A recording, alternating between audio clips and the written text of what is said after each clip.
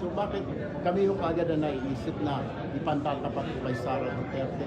Wala akong plano po kami na tumakbo for higher office. He told you that, sir, ni Sen. Rafi, na bothered at worried siya.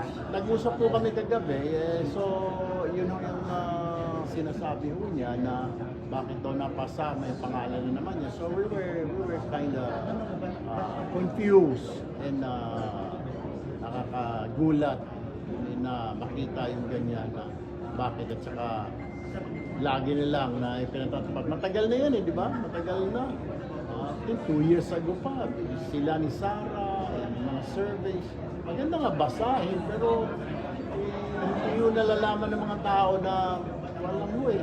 Madami na tayong problema, huwag muna yung mga survey. Let's just do our job. Nag-worry po ba si sir na maging object of bashing siya after this? Ang problema ho kasi, syempre, may mga followers po, supporters po si VP Sara, nagagalit po, di ba? May mga supporters din po, hindi naman po yung ibang grupo. Bakit ito lang ba? Ito lang ba pwedeng pantapat? Yung mga tulpo lang ba?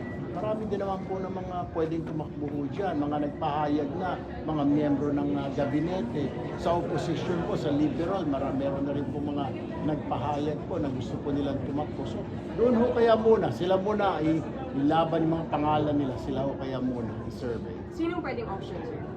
Di po ba si Secretary John Vic, nagpahayag po siya na he's ready.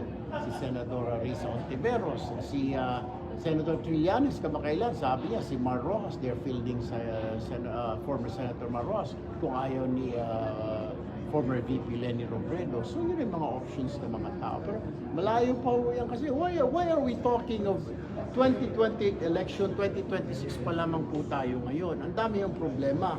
Ang dami yung problema we're facing right now. I mean, produkto ng petrolyo, napakamahal, food, low wages, healthcare, etc. Problemahin natin yung sino magiging susunod natin Pangulo 28. 2 years pa ho yan. Tapos meron pa tayong problema ngayon, impeachment dito sa Senate. Pagdating ho niyan dito, kung pumasa ho, lumusot ho doon. Siyempre, maapektuhan na naman yung schedule ho natin dyan.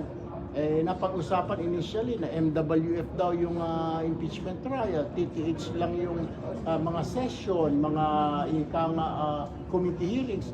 Laking kabawasan ho nun, di ho ba? Parang malaki yung mababawas. Yung mga problema, hindi kaagad natin masusolusyonan because nakafocus tayo sa mga impeachment na yan. Sir, may mga nagsasabi na kaya ini-impeach lang si VP Sara kasi gustong tanggalin as option for presidential candidates. Ngayon na pinagbabangga sila ni Sen. Rafi, what can we expect from you kung maging senator judge po kayo? Will you be fair? Yes, we will. Kung ano yung ilalatag po na mga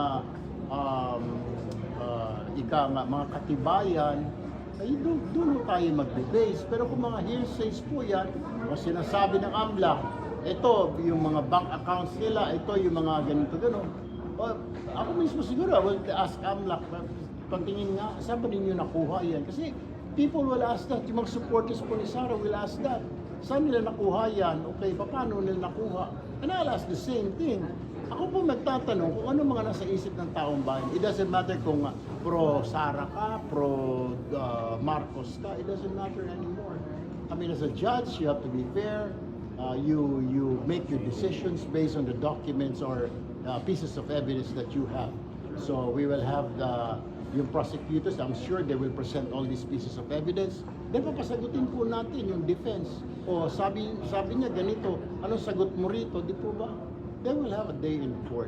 So sir, walang magpapabago sa isip niyo, both kayo and Sen. Rafi, to seek higher office, to run for the presidency? Sakit po sa ulo yan eh. I mean, pagkatapos po nito, yun na naman, mas maganda ho dito sa Senate, di ba? Parang ayaw din ako kami makita. Parang pinapalayas din na kami. Thank you.